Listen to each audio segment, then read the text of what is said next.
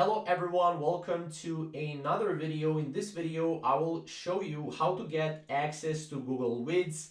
Now this is like a full access. If you want to get full access, this is still a very new thing that will come soon to Gemini for Google Workspace. So you would be able to go and generate videos within Google Workspace. How this would work is you would go to My Drive and Google Drive, and then here you would have Google Vids on the right side.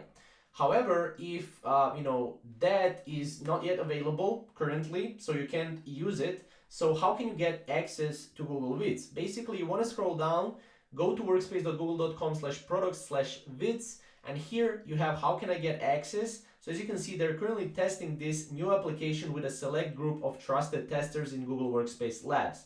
Now you can go to Google Workspace Labs, you can try to sign up for this. However, in probably 90% of the cases, you won't be able to go and test this new application currently. However, very soon we will be able to go and test this, and we would be able to access this for absolutely free on Google. So that's pretty much the update for now, but that's how you can use Google Vids and how you can get access to Google Vids. Again, if you want to go and if you want to try Google Vids for yourself. However, we will see what other updates will come in the near future on Google Vids. Thank you guys for watching.